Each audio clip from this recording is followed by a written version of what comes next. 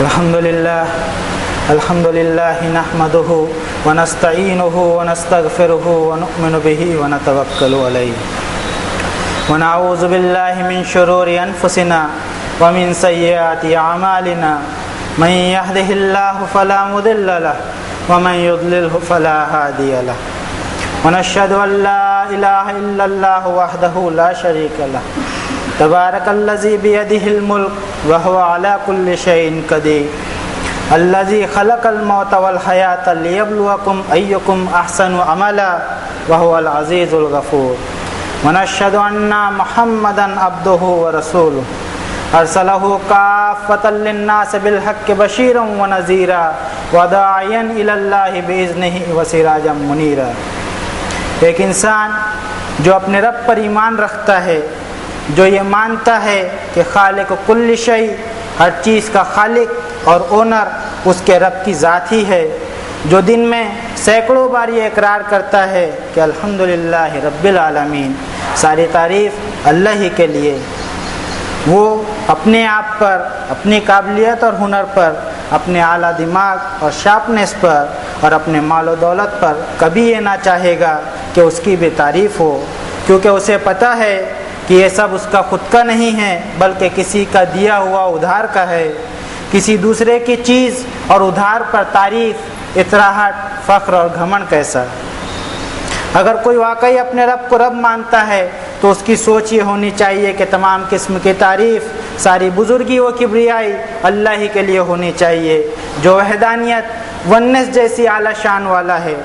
کوئی اس لائق نہیں کہ اس کی برابری کر سکے، وہ اپنے آپ میں مکمل اور پرفیکٹ، کسی سہارے یا فرد کی اسے ضرورت نہیں، کسی نے اسے وجود نہیں بخشا، اسی نے ہر ایک کو وجود عطا کیا۔ کائنات کے چپے چپے میں اس کی عظمت قائم و دائم، اس کے علم کے باہر کوئی چیز نہیں، مخلوق کی ہر حرکت، ہر مومنٹ اس کے علم میں، یعلم مستقرہا و مستودعہا، اسے معلوم ہے کون سی مخلوق کہاں ہے اور کیا کر رہی ہے، اسے ہی مخلوق کا ڈپازٹ پلیس اور فائنل ڈیسٹینیشن بھی پتہ ہے۔ وَهُوَ الْقَاهِرُ فَوْقَ عِبَادِهِ، اسے اپنی مخلوق پر مکمل غلبہ اور قدرت حاصل ہے۔ کسی مخلوق کی طاقت نہیں کہ خالق کائنات کے خلاف بغاوت کر سکے۔ وَأَسْبَغَ عَلَيْكُمْ نِعَمَهُ، اپنی ہر مخلوق پر اس کا احسان اور عنایتیں عام ہیں۔ وَإِن تَعُدُّوا نِعْمَةَ اللَّهِ لَا تُحْصُوهَا، اس کی عنایتوں اور عطاؤں کو کوئی مخلوق گن نہ سکے، ہماری گنتی ختم ہو جائے لیکن اس کی بخشش اور عطاؤں کا حساب نہ لگایا جا سکے۔ اللہ کا شکر ادا کرتے ہیں ہم اس احساس کے ساتھ کہ قلیلا ما تشکرون، ہم جتنا بھی شکر کریں وہ اللہ کی عنایتوں کے مقابلے میں بہت ہی قلیل اور تھوڑا ہی رہے گا۔ شکر ادا کرتے ہیں ہم کہ اس ہفتے اللہ نے اپنی باران رحمت ہم پر برسائی۔ ذرا غور تو کریں ہم کہ چند گھنٹوں میں ہی کروڑوں اور اربوں لیٹر پانی اللہ نے برسا دیا، اس لیے کہ ہر چیز اس کے پاس ایمپل اور ان لمیٹڈ ہے، لیکن انکاؤنٹڈ نہیں ہے، بلکہ بارش کی ایک ایک بوند کا ڈیجیٹلی ریکارڈ اس کے پاس موجود ہے۔ ایسے زبردست مالک کی جتنی تعریف اور ہم بیان کی جائے کم، اس کی تعریف میں ساتوں سمندروں کی سیاہی ختم ہو جائے مگر اس کی تعریف کا حق ادا نہ ہو سکے۔ وہ اپنے آپ میں محمود، اسے کسی کی حمد کی ضرورت نہیں، اسے کسی کے شکریہ کی ضرورت بھی نہیں۔ خلق السماوات بغیر عمد، بغیر ستون کے آسمانوں کو ڈیزائن دینے والا وہ۔ والارض فرشناها فنعم الماہدون، زمین کو ہموار اور قرار والی بنا کر وسعت دینے والا وہ۔ وقدرہ تقدیرا، آسمان و زمین اور کائنات کو ایک منظم طریقے سے چلانے والا وہ۔ یعلم سرہم ونجواہم وان اللہ علام الغیوب، یقیناً وہ جانتا ہے تمام بھید اور چھپے کو، اسے معلوم ہے دلوں کا حال، ذہن میں اٹھنے والے احساسات اور سوچ سے بھی وہ واقف۔ کائنات کی کوئی شے اس سے چھپی نہیں، مخلوق کی کوئی چھپی حرکت اس سے پوشیدہ نہیں، اس کی مثال کسی شے سے دی نہ جا سکے۔ لیس کمثلہ شیء، کوئی اس کے مثل نہیں، اس کے جیسا کوئی نہیں۔ بدیع السماوات والارض، اس نے ہر چیز کو بغیر کسی ماڈل اور مشورے کے وجود کا جامہ بخشا جبکہ وہ کچھ نہ تھا۔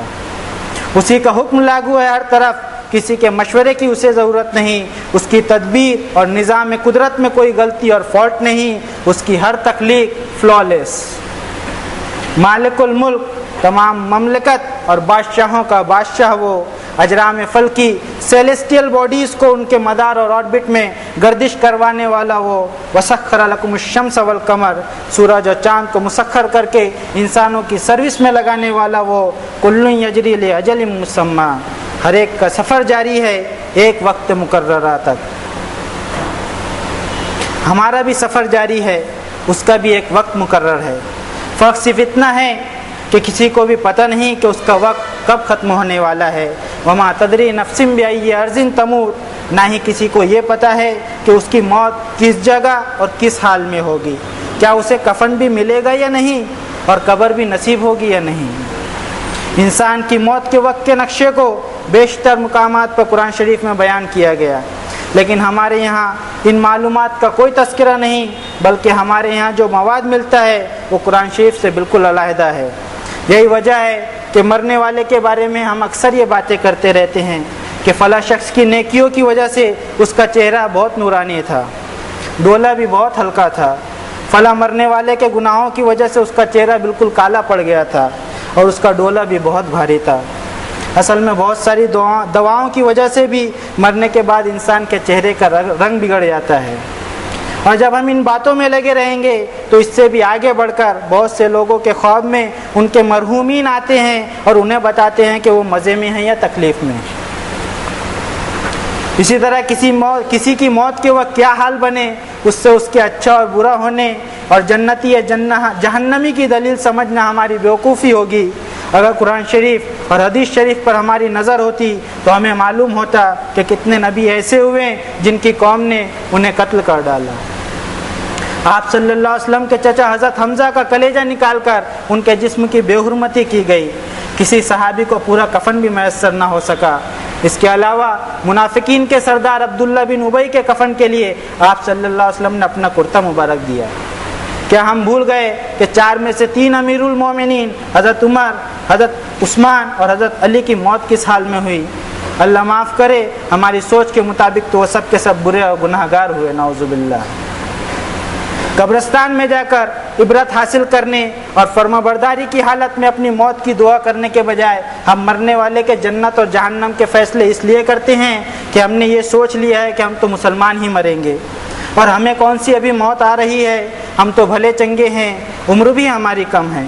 موت اور مہلک بیماری کے آثار بھی ہم سے کوسوں دور ہے۔ جب ایسے آثار دکھائی دیں گے تب سدھر جائیں گے، ابھی تو زندگی کے مزے اڑا لو، بات کا بعد میں دیکھیں گے۔ اور ہم اپنے رب کا یہ فرمان بھول گئے، یا ایھا الذین آمنوا اتقوا اللہ حق تقاتہ ولا تموتن الا وانتم مسلمون۔ اپنے آپ کو مومن بتانے والوں، اپنے رب کا تقوی اس طرح اختیار کرو جیسا کہ اس کا حق ہے، اور ہمیشہ یاد رکھنا اس بات کو کہ تمہیں موت فرما برداری کی ہی حالت میں آئے۔ ایک انسان کو اگر اپنے رب کے قول پر یقین ہو تو اسے یہ احساس ہوگا کہ اللہ کے تقوی کا حق ادا کرنا ہر انسان کے لیے انتہائی آسان ہے،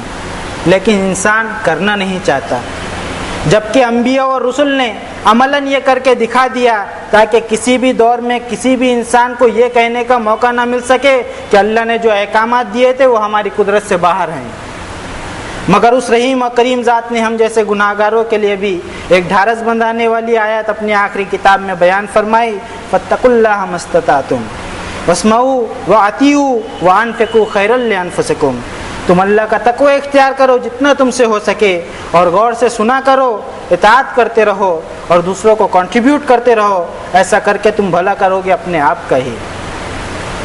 رب کا کلام سننا، اسے ماننا اور اس کے جواب میں سوسائٹی کو کنٹریبیوٹ کرنے کے لیے ایک انسان کے پاس صرف اس کی موت تک کا ہی سمے ہے، لیکن انسان سوچتا ہے کہ اس کی موت تو ابھی بہت دور ہے، حالانکہ انسان کی موت اس کے تعاقب میں ہے جس سے بچ کر کوئی بھاگ نہیں سکتا، کیونکہ رب تعالیٰ نے فرمایا قُلْ إِنَّ الْمَوْتَ الَّذِي تَفِرُّونَ مِنْهُ فَإِنَّهُ مُلَاقِيكُمْ۔ اے نبی صلی اللہ علیہ وسلم آپ بتائیے کہ جس موت کو تم اپنے سے بہت دور سمجھ رہے ہو وہ اپنے وقت پر ایک دن تم کو اپنے پنجے میں دبوچ لے گی۔ یہاں ایک چھوٹی سی مثال سے ہم اپنے آپ کی سوچ کو سمجھنے کی کوشش کرتے ہیں۔ ایک انسان کو یہ احساس ہوا کہ کوئی شیر اس کے پیچھے لگا ہوا ہے، تو وہ اس سے ڈر کر بھاگنے لگا، اور شیر بھی اس کے پیچھے پیچھے بھاگنے لگا۔ بھاگتے بھاگتے وہ شخص ایک کنویں میں کود پڑا اور کنویں میں لٹک رہی ایک درخت کی ٹہنی کو پکڑ کر لٹک گیا۔ शेर भी उसके इंतज़ार में कुएं के दहाने पर बैठा रहा कि जैसे ही ये निकले तो मैं उसे दबोच लूँ। थोड़ी देर बाद उस शख्स की नज़र कुएं के अंदरूनी हिस्से पर पड़ी तो उसने देखा कि वहाँ कुएं में एक बहुत बड़ा अजदहा मुंह खोले उसके गिरने का इंतज़ार कर रहा है। अब वो और भी इंतहाई परेशान हुआ कि दोनों तरफ मौत दिखाई दे रही है। इसी घबराहट में उसने देखा कि जिस टहनी को पकड़कर वो लटका हुआ है उस टहनी को एक सफ़ेद और एक काला चूहा कुतर रहा है। अब वो और भी घबरा गया, लेकिन इस हालत में उस दरख्त के ऊपरी हिस्से पर एक शहद की मक्खी का छत्ता था जिससे बूंद बूंद शहद टपकने लगा, जो उसके मुंह तक आसानी से पहुंच सकता था, जो काफ़ी लजीज और मीठा भी था। उस लजीज और मीठे शहद को खाने में वो ये भी भूल गया कि ऊपर शेर और नीचे अजदहा उसका इंतज़ार कर रहा है और जिस सहारे को उसने पकड़ रखा है उसे दो सफ़ेद और काले चूहे कुतर रहे हैं। और उस शहद को इस्तेमाल करने में वो इतना मगन हो गया कि उसे पता ही ना चला कि कब उन दोनों चूहों ने उस शाख को कुतर दिया और जब उसे होश आया तो वो अजदहा के मुंह में था। इस छोटी सी तमसील में जो तमसील इख्तियार की गई है उस पर गौर करें कि जो शेर है वो इंसान की मौत है, जो हर वक्त उसकी ताक में लगी हुई है और एक दिन फ़इन्नहु मुलाक़िकुम, वो हमको दबोच लेगी और हम अजदहे के मुंह में यानी कब्र के गड्ढे में पहुंच जाएंगे। सफ़ेद और काले चूहे हमारी ज़िंदगी के दिन और रात हैं, जो हमारी ज़िंदगी की मोहलत को कम करते जा रहे हैं और जब तक हमें इस बात का एहसास रहता है हम घबराते रहते हैं। लेकिन जैसे ही शहद की तरह की दुनिया की रंगीनियाँ हमारे सामने आती हैं हम उसमें मगन हो जाते हैं और दुनिया की रंगीनियों में इस कदर मशगूल हो जाते हैं कि हम ये भी भूल जाते हैं कि हमारी ज़िंदगी के दिनों रात के अय्याम तेज़ी से गुजरते जा रहे हैं और हम अपनी मौत के करीब होते जा रहे हैं। हम इंसान भी बहुत अजीब हैं। हम मौत से बचने की तो बहुत कोशिशें करते हैं लेकिन जहन्नम से बचने की कोशिश बिल्कुल नहीं करते, जबकि हमें यह हकीकत भी पता है कि कोशिश करने से हम जहन्नम से तो बच सकते हैं लेकिन मौत से बिल्कुल नहीं बच सकते। मौत मोमिन के लिए तोहफ़ा और उसकी मेराज है, यानी अपने रब से मिलने का ज़रिया। दुनिया की फ़ानी ज़िंदगी से जन्नत की लाफ़ानी ज़िंदगी की तरफ उरूज है। अभी पिछले हफ्ते की शब मेराज थी, हालांकि मेराज का लफ्ज़ पूरे कुरान शरीफ में कहीं भी नहीं आया। मेराज का वाक़या हाईली एलेगोरिक है जिसके बारे में कुरान शरीफ में सूरह बनी इसराइल और सूरह अन-नज्म में बड़ा मुख्तसर तज़किरा है, लेकिन हमारे यहाँ इसके ताल्लुक़ से बेशुमार बातें मौजूद है। सबसे पहली जो गलत बात है कि हुज़ूर सल्लल्लाहु अलैहि वसल्लम मेराज पर गए, जबकि कुरान शरीफ फरमाता है सुबहानल्लज़ी अस्रा बिअब्दिही लैलन मिनल मस्जिदिल हराम इलल मस्जिदिल अक़सा अल्लज़ी बारकना हौलहु लिनुरियहु मिन आयातिना इन्नहु हुवस समीउल बसीर। बाकी वो सुबहान के लायक कोई ज़ात है तो वही है जो अपने बंदे ख़ास मोहम्मद सल्लल्लाहु अलैहि वसल्लम को रातों रात मस्जिद हराम से मस्जिद अक़सा ले गया, जिसके इर्द गिर्द हमने बरकतें रखी। इस तरह हमने उसे हमारी ज़बरदस्त निशानियाँ दिखाई। बेशक अल्लाह ही है, सब कुछ सुन भी रहा है और हर चीज़ देख भी रहा है। इस आयत में बताया गया है कि यहाँ हुजूर सल्लल्लाहु अलैहि वसल्लम खुद से नहीं गए बल्कि ले जाए गए। अब फिज़िकली ले जाए गए या रूहानी तौर से, इस पर बात करने से अच्छा है कि हम देखें कि मेराज का वाक़या पास्ट का वाक़या है। जितनी इन्फॉर्मेशन हमें हमारे रब ने दी है उस पर हमारे ईमान और यकीन है कि ऐसा ही हुआ, इसके अलावा कुछ नहीं हुआ, क्योंकि वो रब है ही इतनी ताकतों और कुदरतों वाला। उसके लिए तो सिर्फ एक कुन कह देना काफ़ी है। आज हम इतनी तरक्की पर चंद घंटों में हिंदुस्तान से मक्का पहुंच सकते हैं, तो क्या अल्लाह इतना ताकतवर नहीं कि अपने नबी को मस्जिद हराम से मस्जिद अक़सा ले जाए? बला इन्नल्लाह अला कुल्लि शैइन क़दीर। लेकिन हम देखें कि आज हमारे लिए इस वाक़े में क्या पैगामात मौजूद हैं। हम देखेंगे सूरह बनी इसराइल में आए मेराज के तस्करे के बाद फ़ौरन ये हुक्म दिया गया, अल्लाह तत्तखिज़ू मिन दूनी वकीला, मेरे सिवा किसी को अपना कारसाज और वकील मत बनाना। और सूरह नज्म में मेराज के तस्करे के बाद गौर करवाया जा रहा है उन माबूदों पर जिन्हें इंसानों ने ऐसे ज़बरदस्त अल्लाह का शरीक बना रखा है। अफ़रअयतुमुल लात वल उज़्ज़ा व मनात अस्सालिसतल उख़रा। अगर एक इंसान अपने आसपास की चीज़ों पर गौर करे तो उसे अपने रब का हकीकी तारुफ हासिल हो सकता है। اور کوئی انسان اگر اپنے رب کو پہچان لے، اس کی قدرتوں اور طاقتوں کو جان لے اور اسے توحید جیسی نعمت مل جائے تو یہی اس کی زندگی کی معراج ہوگی۔ اور توحید جیسی قیمتی نعمت اگر کسی کو مل جائے تو فرمایا اس کی بات کی آیت میں انہ کان عبدا شکورا، اپنے رب کو پہچاننے کے بعد انسان میں شکر گزاری اور نرمی آنا لازمی ہے۔ اگر شکر گزاری، نرمی اور ہمبلنس ہم میں نہیں آتی تو سمجھ لیجیے کہ ابھی تک ہم اپنے نفس کی غلامی سے آزاد نہیں ہوئے ہیں، ابھی تک ہم نے اپنے رب کو پہچانا ہی نہیں ہے۔ رب کی معرفت، اس کے ساتھ کسی کو شریک نہ کرنے کا عہد اور شکر گزاری کی تعلیم کی یہی سیکوینس سورۃ الزمر 39 نمبر کی سورتوں میں ان 3 آیتوں میں بھی ہمیں ملتی ہے۔ قُلْ أَفَغَيْرَ اللَّهِ تَأْمُرُونِّي أَعْبُدُ أَيُّهَا الْجَاهِلُونَ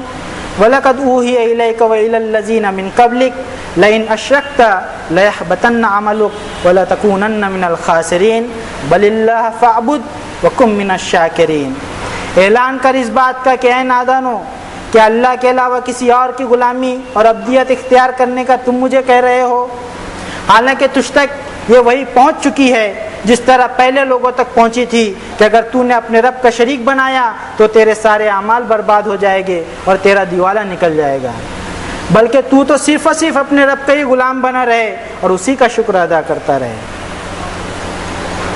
ہمارے پاس ابھی بھی وقت ہے کہ توحید جیسی نعمت کی قدر کرتے ہوئے اپنے اعمال میں ہمبلنس اور شکر گزاری کے جذبات کے ساتھ ساتھ جہنم سے بچنے کی کوشش کی شروعات کریں۔ موت کی سختیوں اور سکرات کی آسانیوں کی دعاؤں کے ساتھ ساتھ اس کے لیے اعمال بھی کرتے ہوئے پاکیزہ زندگی گزارے، تاکہ جس وقت موت کے فرشتے ہماری جانوں کو اپنی کسٹڈی میں لینے آئیں تو ہمارے حال یہ ہوں الذین تتوفاہم الملائکۃ طیبین یقولون سلام علیکم ادخلوا الجنۃ بما کنتم تعملون۔ جو لوگ اس دنیا میں اللہ سے ڈر کر پاکیزہ زندگی گزارتے ہیں، جب فرشتے ان کی جانوں کو قبضے میں لینے کے لیے آتے ہیں تو فرشتے خود انہیں سیلیوٹ کرتے ہیں، اور کل قیامت کے دن انہیں کہا جائے گا داخل ہو جاؤ جنت میں ان اعمال کے سبب جو تم کرتے رہے۔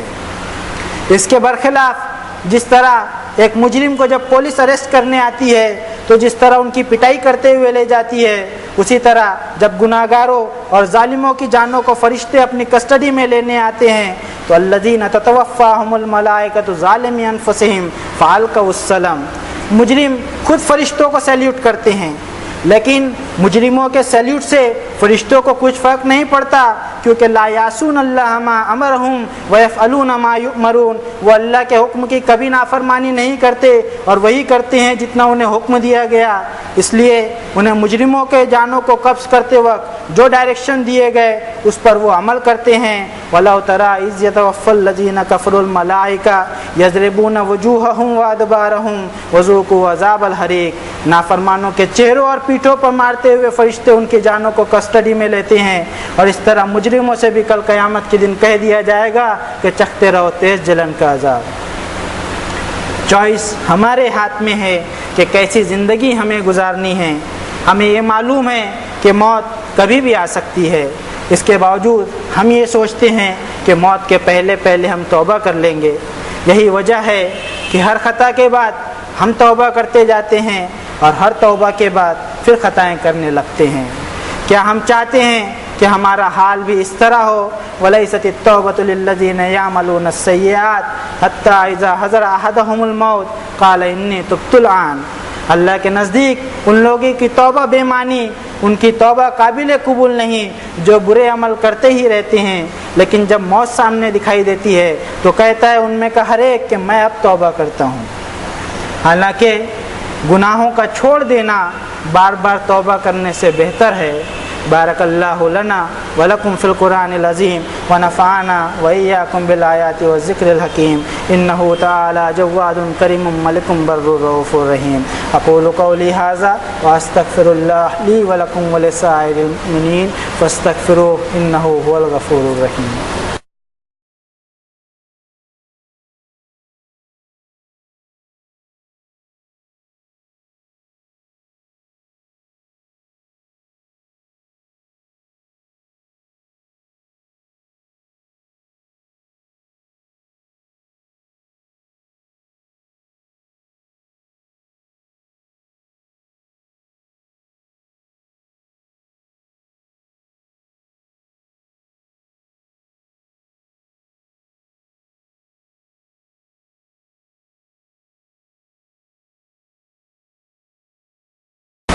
الحمد للہ وحدہ والصلاة والسلام علی من لا نبی بعدہ اما بعد فقال اللہ تعالی فی القرآن العظیم فاعوذ باللہ من الشیطان الرجیم بسم اللہ الرحمن الرحیم ان اللہ وملائکتہ یصلون علی النبی یا ایھا الذین آمنوا صلوا علیہ وسلموا تسلیما اللہم صل علی محمد النبی الامی الذی جاء بالہدی والفرقان